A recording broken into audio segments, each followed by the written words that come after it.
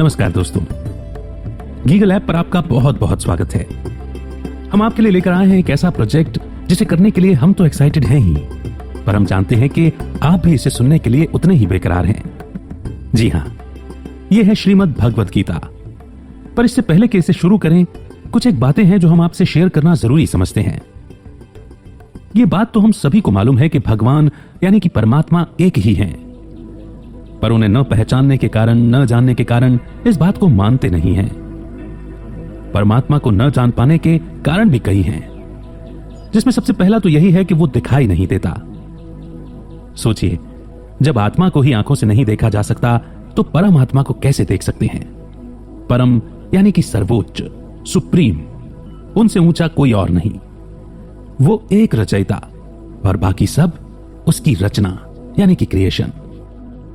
जिस प्रकार एक आत्मा को अपनी बात कहने के लिए मानव का शरीर लेना पड़ता है और हम इंसान या मनुष्य कहलाते हैं, ठीक उसी प्रकार साइंस कहें या स्पिरिचुअल साइंस कहें, परम आत्मा को भी इंसान के शरीर का आधार लेना ही पड़ता है। आध्यात्म यानी आत्मा, परमात्मा और इस वर्ल्ड ड्रामा व्हील की स्टडी। धर्म यानी धारणाएं, अर्थात वो नियम जो इंसानों के लिए बनाए गए। दुनिया में लगभग 12 मुख्य धर्म हैं और सभी में ईश्वर के स्वरूप के लिए समान बातें कही गई हैं। तभी ईश्वर को सर्वज्ञ भी कहा जाता है। महाभारत युद्ध के दौरान आत्मा के धर्म अर्थात आध्यात्म के बारे में दिया गया अनमोल ज्ञान गीता कहलाया, जिसे बाद में लिपिबद्ध कर श्रीमद् भगवत पुराण के रूप में प्रस्तुत किया गया। श्रीमद् भगवत पुराण में वर्णित प्राचीन ज्ञान के अनुसार निराकार शिव परमात्मा ने गीता का दिव्य ज्ञान सबसे पहले ब्रह्मा जी को सुनाया था। इस दिव्य ज्ञान के आधार पर ही ब्रह्मा जी के द्वारा सृष्टि की रचना एवं युगों का निर्माण हुआ था, जिन्हें ब्रह्मा का दिन एवं ब्रह्मा की रात के आधार पर बांटा गया। सतयुग और त्रेता युग ब्रह्मा के दिन कहे जाते हैं और द्वापर और कलयुग ब्रह्मा की रातें कही जाती हैं। इसी ज्ञान के आधार पर आदि सनातन देवी देवता धर्म की स्थापना हुई थी।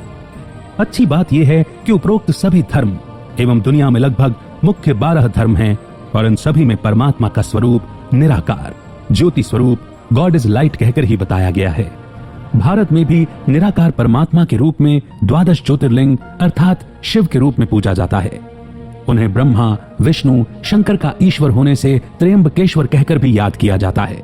यहाँ ये सब बातें शेयर करने के पीछे भाव यही है कि किन्हीं भी नबी अथवा धर्म प्रवर्तक और संदेशवाहकों में से किसी ने भी स्वयं को ईश्वर नहीं बताया। यहां तक कि श्रीमद् भगवद गीता में भी श्री कृष्ण जी के माध्यम से भी यही कहा गया कि परमात्मा कभी जन्म नहीं लेता। वो जन्म और मृत्यु से परे यानी कि बियॉन्ड है, निराकार है, अशरीरी है। गीता के वचनों के अनुसार जो कोई भी परमात्मा को देहधारी मानता है वो परमात्मा को नहीं जानता।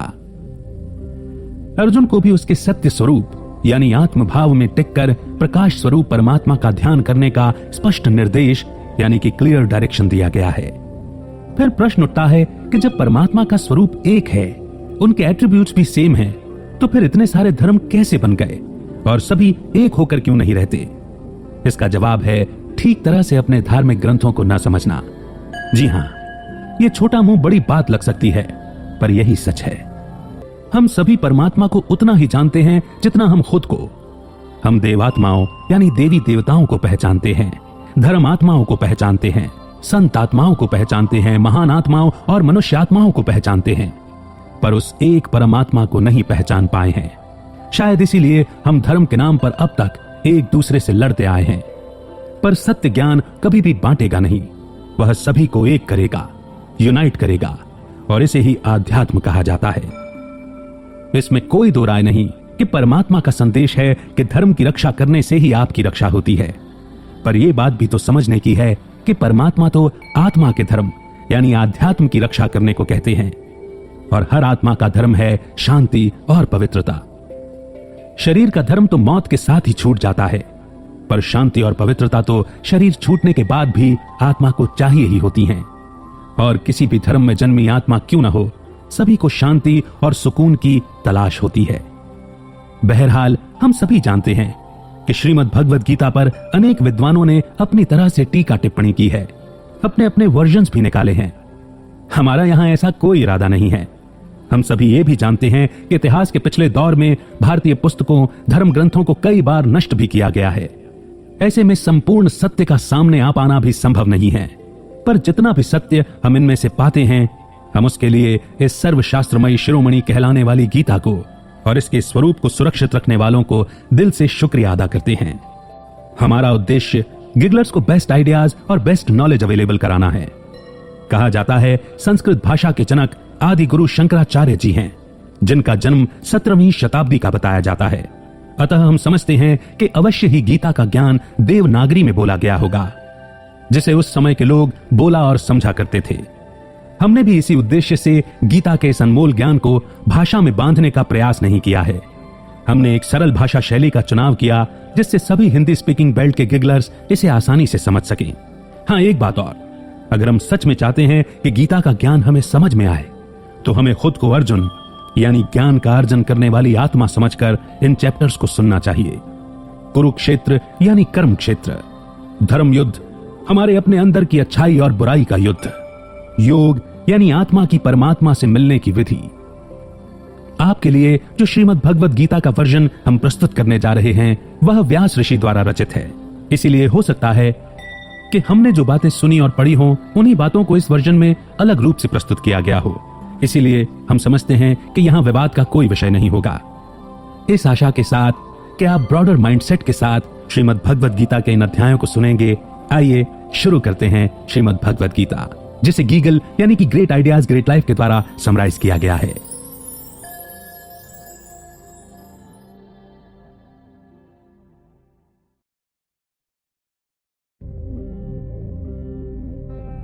क्या आपने कुरुक्षेत्र में हुए युद्ध के बारे में सुना है? कहते हैं धर्म स्थापना के लिए लड़े गए उस युद्ध में इतने लोगों की जान गई थी कि वहां की मिट्टी रक्त से लाल हो गई थी। क्या आप जानते हैं कि युद्ध से होने वाले विनाश के बारे में सोचकर जब राजकुमार अर्जुन को दुख और मोह ने घेर लिया था, तब श्री कृष्ण ने उनसे क्या कहा था? आखिर क्यों लड़ा गया था वो युद्ध? क्या उद्देश्य था उसका? भगवद गीता का मतलब है भगवान द्वारा गाया हुआ गीत। इस पवित्र ग्रंथ की गहराई को समझना इतना आसान नहीं है। कई ज्ञानी कहते हैं कि भले ही यह युद्ध कुरुक्षेत्र की भूमि पर अस्त्र शस्त्र से लड़ा गया था, लेकिन इसमें दिए गए संदेश का मकसद हमें यह समझाना है कि हमारा मन भी कुरुक्षेत्र की तरह एक रणभूमि है, जहां लोभ, लालच, मोह, गुस्सा, वासना आदि कौरवों की तरह 100 अवगुण बसते हैं, जिन्हें हम पांचों इंद्रियों, जो कि 5 पांडवों के प्रतीक हैं, उन्हें काबू में करके हराना होगा। तभी हम एक सुखी जीवन जी सकते हैं और मुक्ति पा सकते हैं। श्री कृष्ण हमारे मन की आवाज या आत्मा या फिर कॉन्शियसनेस का प्रतीक है, जो दुविधा के वक्त सवालों का जवाब देकर हमारी मदद करते हैं। और हर इंसान अर्जुन का प्रतीक है, जो दुविधा में घिरा हुआ है। श्रीमद् भगवद गीता मात्र उपदेश नहीं देती, बल्कि इंसान को जीवन जीने का सही तरीका सिखाती है। यह अमृत रूपी ज्ञान किसी एक धर्म तक सीमित नहीं है। इसमें भगवान ने पूरी सृष्टि के लिए कई अनमोल बातें बताई हैं, जिन्हें अगर अपने जीवन में उतारा जाए तो हम अनगिनत समस्याओं से बच सकते हैं। इस पवित्र ग्रंथ में आप ब्रह्मांड के उन रहस्यों के बारे में जानेंगे जिन्हें लेकर अक्सर हमारे मन में सवाल उठते हैं। कुरुक्षेत्र युद्ध के दौरान भगवान ने जीवन से जुड़े कई अनसुलझे सवालों के जवाब दिए हैं। इस किताब के जरिए आप धर्म और आध्यात्म को एक अलग नजरिए से देखने लगेंगे। इसमें बताई गई बातें आज भी बिल्कुल सटीक बैठती हैं, क्योंकि इंसान का मन अब भी उन्हीं विकारों और दुविधाओं से जूझ रहा है, जैसे कई हजारों साल पहले जूझ रहा था। और इसका कारण है अज्ञानता। इसमें बताई गई बातें अज्ञानता को दूर कर मन में ज्ञान का दीपक जलाती हैं, जिससे इंसान सब कुछ साफ साफ समझने लगता है और उसका बेचैन मन शांत हो जाता है। इन बातों को आप अपने जीवन के हर पहलू में उतार कर परख सकते हैं। देखा जाए तो जीवन यात्रा एक समुद्र की तरह है, जिसमें हमें एक किनारे से दूसरे किनारे तक पहुंचना होता है। तूफान और लहरें वो चुनौतियां हैं जिनका सामना हमें इस सफर के दौरान करना पड़ता है। और ये पवित्र ग्रंथ, जो समय और काल चक्र से परे है, ये वो नाव है जो हमें सही रास्ता दिखाती है, निराशा और अंधकार में डूबने से बचाती है। तो आइए शुरू करते हैं श्रीमद् भगवद गीता का पहला अध्याय, विषाद योग।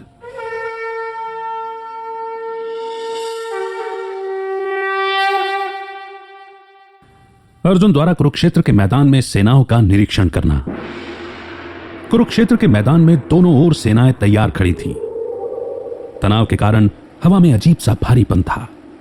एक ओर थे 5 पांडव भाई, जिनकी सेना में कई शूरवीर शामिल थे। दूसरी ओर थे 100 कौरव भाई, जिनकी सेना कई महारथियों से सजी थी, और श्री कृष्ण की नारायणी सेना ने उनके बल को और भी बढ़ा दिया था। द्वारकाधीश श्री कृष्ण ने कसम खाई थी कि वे इस युद्ध में शस्त्र नहीं उठाएंगे। इसीलिए उन्होंने अर्जुन और दुर्योधन को उनमें और उनकी नारायणी सेना में से एक का चुनाव करने के लिए कहा। अर्जुन ने श्री कृष्ण को चुना, क्योंकि अर्जुन उनका परम सखा यानी कि मित्र था। इसीलिए उनका मार्गदर्शन करने के लिए श्री कृष्ण उनके सारथी बने। युद्ध शुरू होने का समय हो रहा था। पांडु पुत्र अर्जुन की नजर सामने खड़ी सेना की ओर गई। वहां उन्हें अपने भाई, उनके बच्चे, गुरुजन और भीष्म पितामह दिखाई दिए। यह युद्ध किसी आम युद्ध जैसा नहीं था, जहां दो राजा अपने वर्चस्व या राज्य के लिए लड़ रहे थे। यह युद्ध, जो धर्म युद्ध के नाम से जाना जाता है, एक ही परिवार के लोगों के बीच के संघर्ष की कहानी है, जिसका जन्म लालच और अहंकार के कारण हुआ था। दोनों पक्ष अपने दुश्मन को गौर से देख रहे थे। उन्हें हर ओर अपने दिखाई दे रहे थे। कहने को वो चचेरे भाई थे, लेकिन सत्ता के लालच में कौरवों की आंखों पर पर्दा पड़ गया था। धृतराष्ट्र और पांडु 2 भाई थे। धृतराष्ट्र के 100 पुत्र थे, जिनमें दुर्योधन सबसे बड़ा था। उसमें अहंकार और लालच कूट कूट कर भरा था।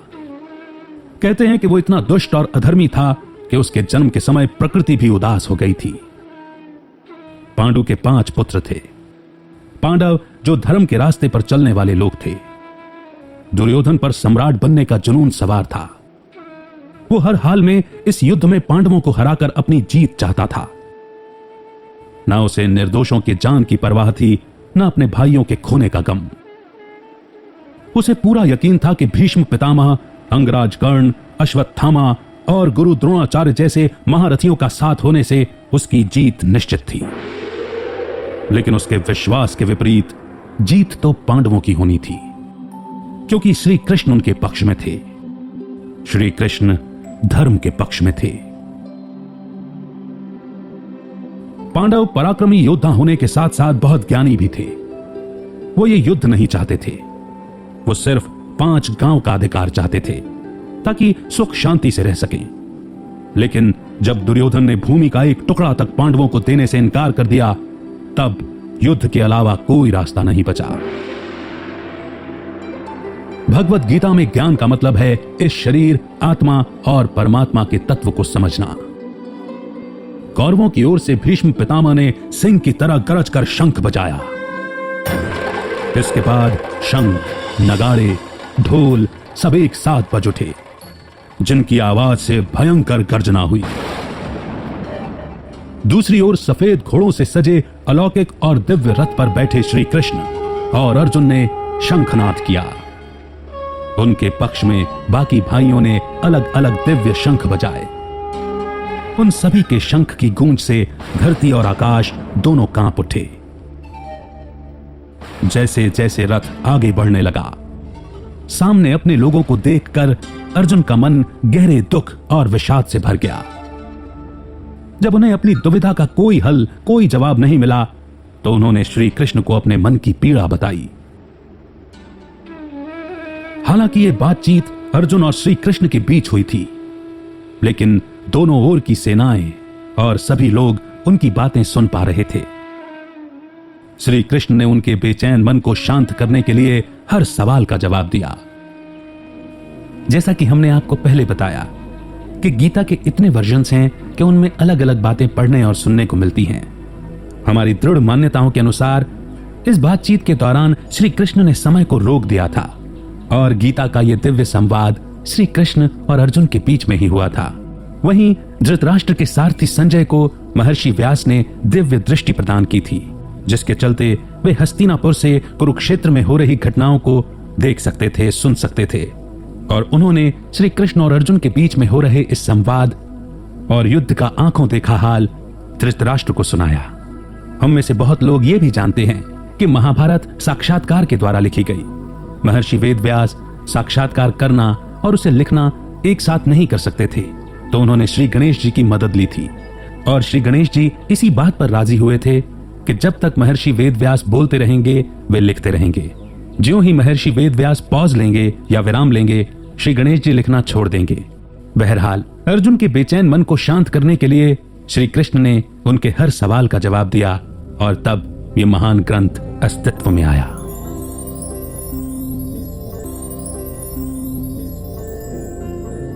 अर्जुन ने कहा, हे केशव, मेरे रथ को दोनों सेनाओं के बीच में खड़ा कीजिए। युद्ध क्षेत्र में डटे युद्ध की इच्छा रखने वाले इन योद्धाओं को मैं ठीक से देखना चाहता हूं कि मुझे किन किन के साथ इस महासंग्राम में युद्ध करना होगा। इस श्लोक में यह बताया गया है कि अर्जुन अपनों को देखकर कमजोर पड़ रहे थे। उनका मन बेचैन हो रहा था और युद्ध शुरू करने से पहले वो देखना चाहते थे कि दुश्मन के रूप में उन्हें किन किन योद्धाओं का सामना करना होगा। एक सच्चा ज्ञानी और दयालु इंसान कभी किसी को तकलीफ और दुख नहीं पहुंचा सकता। अर्जुन एक महान योद्धा होने के साथ साथ बहुत ज्ञानी भी थे। वो भगवान के सच्चे भक्त और बहुत दयालु थे। उनमें अपने भाई और परिवार से युद्ध करने की कोई इच्छा नहीं थी। वो किसी की हत्या करने में विश्वास नहीं करते थे। इसीलिए युद्ध के परिणाम को सोचकर उनका मन दुख से भरा हुआ था। इसी तरह जीवन के संघर्ष में हमारा सामना जब किसी कठिन परिस्थिति से होता है तो हम घबरा जाते हैं, डर जाते हैं। उस वक्त हमें भी रुककर उस समस्या की परिस्थिति को गौर से देखना चाहिए और समझना चाहिए कि हमारा सामना किस तरह की चुनौतियों से होने वाला है। ऐसा करने से हम खुद को उस परिस्थिति के लड़ने के अनुरूप तैयार कर पाएंगे। अर्जुन ने कहा, हे कृष्ण, यहां तो सभी मेरे अपने हैं, कैसे बहाऊं मैं इनका रक्त? नहीं माधव, ये मुझसे नहीं होगा। अपनों को देखकर मेरा मन कमजोर पड़ रहा है, मुंह सूखा जा रहा है और शरीर कांप रहा है। मेरा गांडीव धनुष मेरे हाथ से छूट रहा है। शायद मैं अब खड़ा होने में भी सक्षम नहीं हूं। मैं खुद को भूलता जा रहा हूं। मेरा मन भ्रमित हो रहा है। अर्जुन को शारीरिक पीड़ा इसीलिए महसूस हो रही थी क्योंकि युद्ध करना उनकी विचारधारा के खिलाफ था। अपनों के मोह के कारण उनके मन पर भ्रम का पर्दा पड़ गया था और मन कमजोर होने लगा था। उन्हें इतने गहरे दुख का अनुभव हुआ कि उनके आंसू छलक पड़े। अच्छे और बुरे विचारों की जंग में जिन लोगों के मन में अच्छे विचार ज्यादा बसते हैं, उन लोगों को दौलत, सत्ता, सिंहासन का मोह नहीं होता। इन चीजों के बजाय वो हर इंसान के जीवन को कीमती समझते हैं। यहां उनके शारीरिक लक्षण उनकी कमजोरी को नहीं, बल्कि उनके दिल की कोमलता और दया को दिखाते हैं। जीवन में भी यही होता है। जब हमारे मन के विपरीत कुछ होता है तो उसे स्वीकार करना बहुत मुश्किल लगने लगता है। जब इंसान दुख और निराशा से घिर जाता है तो उसके मन में कई सवाल उठने लगते हैं। सामने की रुकावटों को देखकर उसका मन कमजोर पड़ने लगता है। निराशाजनक और संकट से भरी स्थिति का सामना करते वक्त हम घबराकर हार मान लेते हैं। अज्ञानता के कारण हमारी बुद्धि भ्रमित हो जाती है। हे केशव, मैं युद्ध के बहुत बुरे परिणाम देख रहा हूं। युद्ध में अपनों को मारकर हमारा कल्याण कैसे हो सकता है? मैं इस तरह ना तो जीत पाना चाहता हूं और ना ही राज्य, ना ही संसार के सुख। अगर मुझे तीनों लोक भी दे दिए जाएं तब भी मैं किसी को मारना नहीं चाहूंगा। तो फिर स्वर्ग के सामने धरती पर इस छोटे से राज्य की कीमत ही क्या है? अर्जुन के मन में रह रहकर यह ख्याल आ रहा था कि इस युद्ध से मैं क्या पाऊंगा और क्या खो दूंगा। क्या किसी को मारकर हासिल की गई जीत खुशी दे सकती है? क्या किसी को दुख देकर इंसान सुखी हो सकता है? चाहे आप भगवान के अस्तित्व में विश्वास करें या ना करें, लेकिन एक अटल सच यह है कि हर एक्शन का एक रिएक्शन होता है। आप जो भी कर्म करेंगे उसका कोई ना कोई नतीजा तो आपके सामने जरूर आएगा। एक्शन रिएक्शन के सिद्धांत को जानने के बाद भी अगर जानबूझकर हम कुछ गलत करते हैं तो हमें शांति का अनुभव नहीं हो सकता। अर्जुन भी इसी तरह अपने कर्म के परिणाम के बारे में सोचकर परेशान हो रहे थे। अर्जुन ने कहा, हे केशव, अपने ही परिवार को मारकर हम कैसे सुखी होंगे? यह सच है कि ये अधर्मी लालच में आकर भ्रष्ट हो गए हैं, लेकिन इन्हें मारकर मुझे सुकून नहीं मिलेगा। इन्हें मारकर तो हमें पाप ही लगेगा। क्या हमें इस पाप से बचने का विचार नहीं करना चाहिए? यहां बताया गया है कि जब इंसान पर कोई चीज पाने का जुनून सवार हो जाता है तो वह अधर्म का रास्ता अपनाने से भी नहीं चूकता। अपने ही भाइयों को मारना, जैसा दुर्योधन करने की योजना बना रहा था, एक ऐसे आदमी के बारे में बताता है जो अपने अंतरात्मा की आवाज नहीं सुनता। अर्जुन ने धर्म और नीति का साथ कभी नहीं छोड़ा, लेकिन दुर्योधन जैसे लोग अपने स्वार्थ के लिए अपनी नीति को बदलने में जरा भी नहीं झिझकते। अर्जुन सोच रहे थे कि किसी की जान लेने जैसा घिनौना काम करने के लिए कोई इतना उतावला कैसे हो सकता है? यह तो महापाप है। क्या लालच ने उन्हें इतना अंधा कर दिया है कि वो अपने ही लोगों के खून के प्यासे हो गए हैं? अर्जुन के मन में विचार आ रहा था कि राज्य पाने के लिए कौरवों को मारने से ज्यादा उचित है कि धर्म का रास्ता अपनाकर उन्हें माफ कर दिया जाए। इस श्लोक में बताया गया है कि इंसान की इच्छाओं का कोई अंत नहीं है और अक्सर वो अपनी इच्छा पूरी करने के लिए गलत रास्तों को अपना लेता है, जैसे दुर्योधन ने किया था। इसीलिए हमें अपनी इच्छाओं और भावनाओं को काबू में रखने की जरूरत है, नहीं तो इसके परिणाम भयानक हो सकते हैं। इस शरीर को सुख देने के लिए किसी के साथ बुरा करना ठीक नहीं है। हे माधव, कुल के नाश से धर्म नष्ट होगा, जिससे पाप बढ़ेगा और आने वाली पीढ़ी भी बर्बाद हो जाएगी। जिसका धर्म नष्ट हो जाता है वो पाप का भागीदार बनता है। हम लोग बुद्धिमान होकर भी लोभ और सुख के लिए अपनों को मारने पर आतुर हैं। इससे बेहतर तो यह होगा कि मैं अपने हथियार डाल दूं और धृतराष्ट्र के पुत्र मुझे मार दें। वो मौत भी मेरे लिए ज्यादा कल्याणकारी और सुखदायी होगी। अर्जुन यहां कहना चाहते हैं कि जब घर के बड़े बुजुर्ग गुजर जाते हैं तो घर की नींव हिल जाती है और परिवार बिखरने लगता है। तब उस कुल का नाश होता है जिसका बुरा परिणाम आने वाली पीढ़ी तक को भुगतना पड़ता है। कुल का विनाश होने पर पुराने धर्म का नाश हो जाता है, जिस वजह से पूरे परिवार में अधर्म और पाप फैल जाता है। थोड़ी सी भूमि के टुकड़े के लिए वो इतना सब कुछ दांव पर नहीं लगाना चाहते थे। इस विनाश को रोकने के लिए वो मरने तक को तैयार थे, लेकिन युद्ध का मैदान सजा हुआ था और वो जानते थे कि अंत में उन्हें लड़ना ही होगा। इस दुख से बेचैन होकर अर्जुन ने अपना धनुष त्याग दिया और जाकर रथ में बैठ गए। अर्जुन बुद्धिमान थे, लेकिन वो ये भूल गए कि जब पुराने धर्म का गलत इस्तेमाल होने लगे तब उसका नाश करना जरूरी हो जाता है। उसके नाश के बाद ही नए निर्माण की नींव रखी जा सकती है। बदलाव ही प्रकृति का नियम है, इसीलिए हमें बदलाव से घबराना नहीं चाहिए। यहां इंसान के मन की स्थिति को दिखाया गया है कि जब वो चुनौतियों को सामने खड़ा देखता है तो घबरा जाता है और बेतुके तर्क देकर हार मानकर भाग जाना चाहता है, और कुछ नहीं तो वो तमाम बेबुनियाद दलीलें देने लगता है कि आखिर क्यों पीछे हट जाना बिल्कुल सही फैसला है। उसके सोचने समझने की शक्ति खत्म हो जाती है और वो सही कदम नहीं उठा पाता।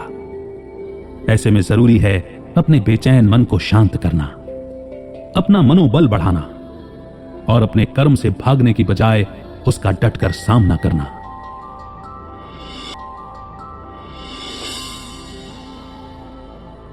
तो यहां पर श्रीमद् भगवत गीता का पहला अध्याय समाप्त होता है।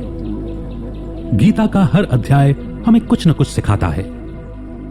असल में यह हमारे मन की भूमि को जीवन की रणभूमि के साथ जोड़ने का काम करता है। यहां अर्जुन के माध्यम से हर इंसान की दुविधा और मन की स्थिति को दिखाया गया है कि जीवन संघर्ष में जब उसका सामना किसी चुनौती से होता है तो व्यक्ति का मन कैसे सवालों से घिर जाता है और वो अलग अलग बहाने बनाकर उससे भागने की कोशिश करता है। जब हमारा सामना किसी चुनौती से होता है तो हमारे मन में कई सवाल उठते हैं। ये सवाल चिंता और डर को जन्म देते हैं, जो हमारे मन को कमजोर करने लगते हैं। इससे बचने का सिर्फ एक उपाय है, और वो है नॉलेज और इंफॉर्मेशन हासिल करना। ज्ञान हमारे सवालों का जवाब देता है, और जवाब मिलने के बाद ही मन शांत होता है, और एक शांत मन साफ साफ स्पष्ट रूप से सोच सकता है और सही फैसला ले सकता है। जीवन का युद्ध तभी जीता जा सकता है जब हमारे अंदर ज्ञान हो। उसके बाद कोई चुनौती कितनी भी बड़ी और मुश्किल क्यों ना हो, ज्ञान के द्वारा विचार साफ हो जाते हैं और हम जान जाते हैं कि क्या करना है और कौन सा कदम उठाना है। गीता के पहले अध्याय का संदेश है, इस संसार में सभी दुख और तकलीफों का मूल कारण है संघर्ष का सामना न कर पाने की हमारी कमजोरी। आपके सामने जो भी चुनौती है उसे गौर से समझने की कोशिश करें, तभी आप खुद को उसका सामना करने के लिए तैयार कर पाएंगे। हमारी मन भूमि में पॉजिटिव और नेगेटिव विचारों के बीच एक लगातार संघर्ष चलता रहता है, जिसमें आपको नेगेटिव विचारों को खुद पर हावी नहीं होने देना है। जब भी जीवन की समस्याओं को देखकर आपका मन कमजोर पड़ने लगे, खुद का मनोबल बढ़ाएं और मुश्किलों का डटकर सामना करें। बहाने बनाकर उससे भागने की कोशिश न करें, बल्कि पूरी शिद्दत के साथ अपना कर्म करें। एक बात हमेशा याद रखें कि कोई एक्शन न लेना भी एक तरह का एक्शन होता है, और उसका रिएक्शन भी आपके सामने जरूर आएगा। इसीलिए सोच समझकर लिए गए एक्शन से कामयाबी मिलने की ज्यादा उम्मीद होती है। आपको अपने मन की कमजोरी का त्याग करना है, अपने कर्म का नहीं।